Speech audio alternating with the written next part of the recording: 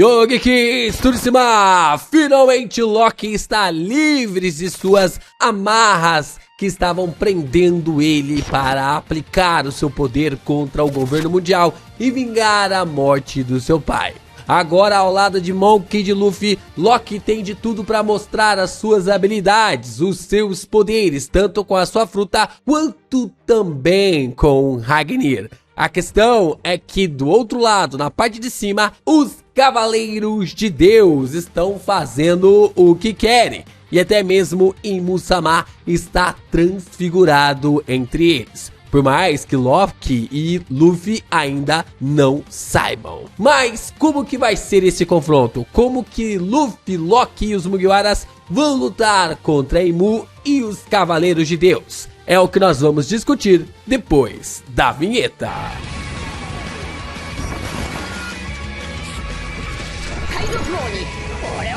Como nós sabemos, Imu está sendo atacado nesse exato momento em Mary Josie. Os poderes de Imu são tão equivalentes, são tão poderosos através ali dos Gorosei, que Imu-sama veio diretamente para Elbaf, sabendo que o ataque está acontecendo lá em Mary Josie. Nós não sabemos que tipo de ataque, quem está atacando, mas Imu veio para definir ali o seu novo exército juntamente com os Cavaleiros de Deus e subjugar a nação de Elbaf com os gigantes. Imu tentou meio que enganar ali o rei Harald, fazendo com que o Harald fosse controlado e dessa forma controlasse os gigantes para criar um exército que rivalizaria ali com a marinha, mas Imu falou que dessa forma não iria funcionar. Da maneira como Harald foi derrotado, Imu percebeu que os gigantes não podiam ser moldados desta maneira, então deveria agir com mão de ferro. Essa mão de ferro passou ali por cima do Harald, passou por cima ali dos gigantes e decidiu tomar ali as providências contra o reino de Elbaf, controlando todos os gigantes, passando todos eles para o Dome Reverse, fazendo com que até mesmo tanto o Dory quanto também o Brogy fizessem parte agora do seu novo agrupamento, da sua nova força para atacar, para definitivamente estar com um braço poderoso numa guerra final, em um combate final, voltando com os gigantes para Mary Josie e atacando todos aqueles que estão tentando acabar com o mundo de Imu. Mas agora Loki e Luffy estão juntos. Imu não sabe que aquele que derrotou o Harald é o Loki e que agora ele está livre das amarras daquele que é chamado do Guerreiro da Libertação, livre das amarras do seu passado, livre de todas as acusações. Loki sobe do submundo para o Reino do Sol para atacar Imu-sama, juntamente com aquele que não sabe também, mas carrega o título de Deus do Sol, para lutar contra a grande escuridão. A pergunta que fica é, como será marcado esses confrontos? Será que Eiichiro Oda pode ainda nos surpreender? Meus amigos, os próximos capítulos de One Piece prometem ser ainda mais épicos. Provavelmente Eiichiro Oda vai justificar mais detalhes sobre por que o Luffy ficou 10 meses em off, né? Estava cozinhando, é claro que a gente não reclamou de nada em relação a God Valley, Shebeck, Harold, Loki, que foi uma coisa realmente incrível, mas ao mesmo tempo a gente quer ver os nossos personagens principais em ação. E se você também quer ver mais conteúdos de One Piece aqui em ação no canal, deixa seu like, se inscreva aqui no canal e também compartilha os nossos conteúdos por aí. É muito importante você continuar reagindo, comentando, divulgando, se inscrevendo aqui no canal do Geek Brasil. Ajuda a gente a chegar à nossa marca de 200 mil inscritos. Você também pode fazer parte aqui da nossa tripulação, contribuindo com o canal, seja através de um valeu, de um pixzinho ou até mesmo se tornando um membro aqui do Geek Brasil. Continue a fortalecer e ajudar ainda mais os nossos conteúdos.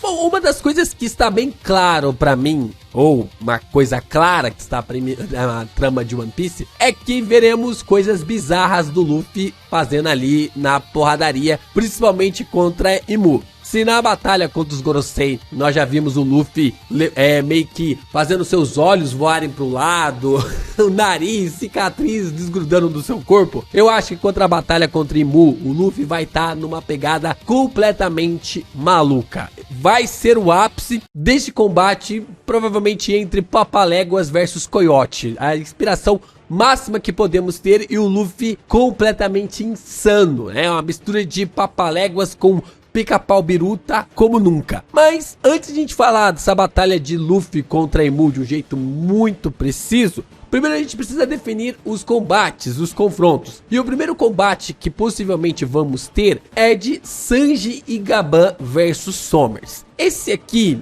é um combate bem interessante, mas eu ainda não consigo cravar e vocês vão entender o porquê. Bom, primeira coisa que a gente precisa entender é que o Sommers, ele é um personagem desgraçado. Ele é um personagem que não é alguém assim que ele é colocado pra ter uma certa continuidade. Eu acho que o Sommers, a existência dele acaba aqui em Elbaf. Eu tô sentindo que ele não vai permanecer aqui de um jeito a prosseguir até o final, ou pelo menos até a guerra final. Porque o Sommers, ele é colocado de uma maneira completamente escrota em todos os momentos em que ele aparece. Tanto ali com os gigantes, rindo ali das crianças, rindo ali da maneira, da conexão amorosa das pessoas com os seus filhos, isso causando grandes ferimentos, tanto no Soul quanto também na Robin. Se a gente voltar lá em God Valley, a mesma coisa acontece com o Sommers, dele observando as crianças, brincando ali com os sentimentos da criança com o pai e da maneira como ele mata os dois sem dó e sem piedade. Fora sua conexão toda ali também em quase matar a Shaki. Então o Sommers está sendo construído para ser devastado aqui em Elbaf. E existe essa grande possibilidade dele estar lutando contra o Sanji e o Gaban,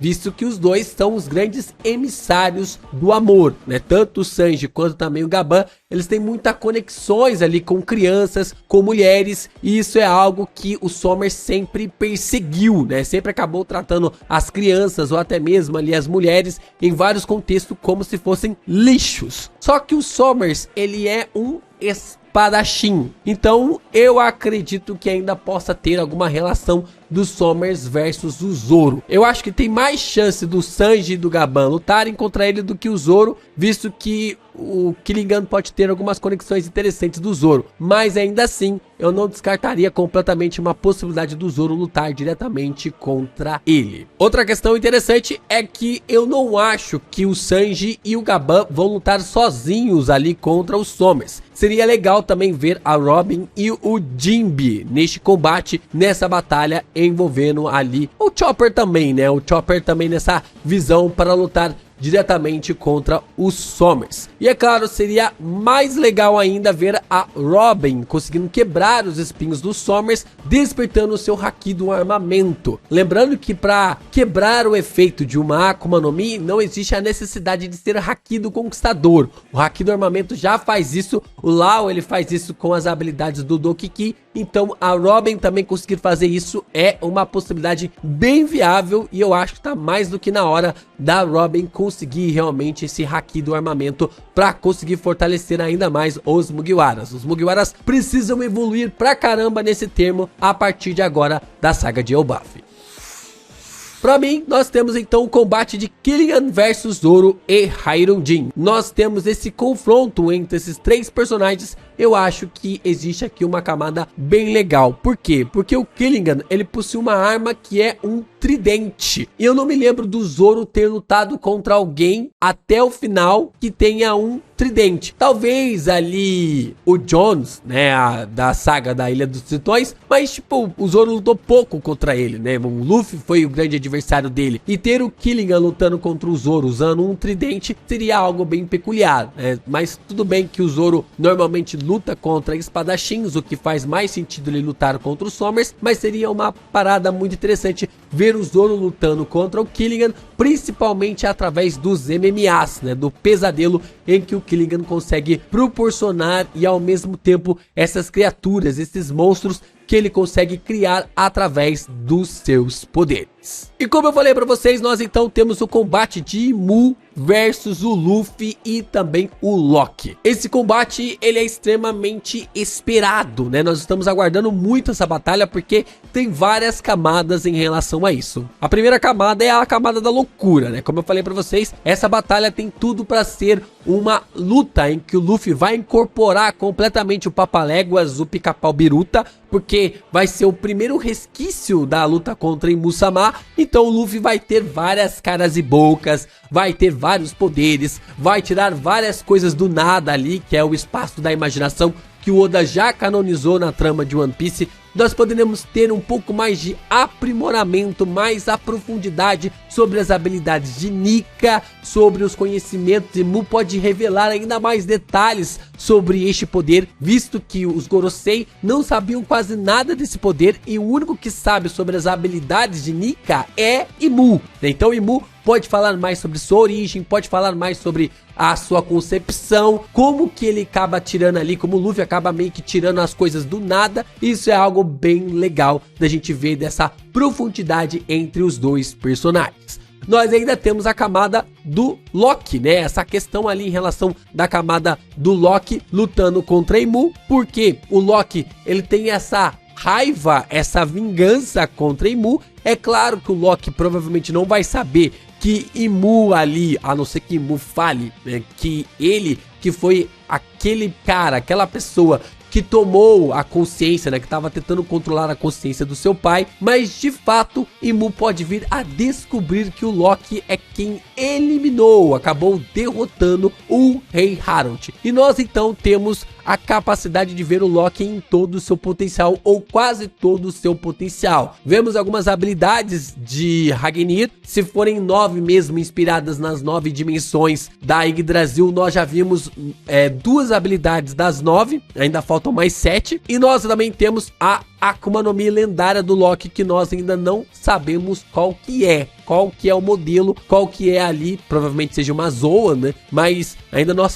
não sabemos que tipo de habilidade, que tipo de poder que ele possui. Então essa habilidade tem de tudo para marcar uma das grandes batalhas e levantar ainda mais o hype através desse confronto de Luffy e Loki versus Imu.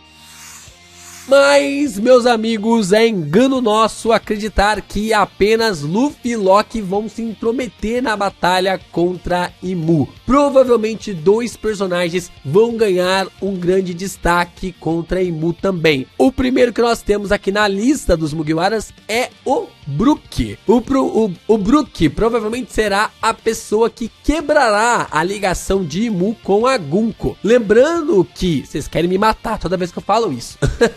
Mas lembrando que o poder do amor, ele é capaz de fazer grandes coisas. A gente ainda não sabe como que o Shanks conseguiu quebrar os poderes de Imu dentro do seu corpo, ou se de fato ele conseguiu quebrar, mas o Shanks, ele está sorrindo quando ele tem ali esse sacrifício do seu braço para salvar o Luffy. E ele faz esse sacrifício na questão em relação a este amor. O ponto interessante do Brook conseguir quebrar essa conexão com o Imu é o amor que ele sente pela Gunko. Nós sabemos que a Gunko pode ser essa criança que o Brook esteve protegendo em algum momento da sua vida. Nós sabemos que o Brook, ele era da guarda de um país, de alguma nação que possivelmente foi apagado do mapa. Nós não sabemos se é ali de uma caçada aos coelhos, como o governo mundial sempre faz a cada 2, a cada 3 anos ali na trama de One Piece. Eu acho que é a cada 2 anos que ocorre aí essa caçada, mas de fato o reino do Brook, ele desapareceu, porque não faz sentido alguém que é uma pessoa boa, que tem a liderança para cuidar de uma princesa, simplesmente se tornar um pirata, a não ser que sua própria nação tenha desaparecido. Então o Brook ainda vai ter uma ligação contra Imu-sama, principalmente através até mesmo daquela marca do abismo que nós temos o próprio Brook ser invocado antes do time skip. E o outro personagem que nós temos também é o Usopp. Usopp talvez seja mais um que vai interferir no combate contra Imu-sama. Deuses precisam lutar entre si e God Usopp precisa lutar contra Imu. Eu sei que muitos de vocês sentem raiva do Usopp, querem ver a cara dele esfregada no asfalto, chutar ele pra longe, mas tenham fé no God Usopp. Chegou a hora do Mano Usopp receber um grande destaque, ou pelo menos um destaque médio. Nós estamos esperando esse momento desde o capítulo 105, capítulo 106, em que o próprio Luffy e também o Usopp estão celebrando para chegar em Elbaf, a marca de um guerreiro, o deus guerreiro de Elbaf. Na verdade, Elbaf, o deus guerreiro dos gigantes. Isso é algo que marca, se conecta exatamente com God Usopp. Interessante, né? Interessante o que Eiichiro Oda pode vir fazer daqui.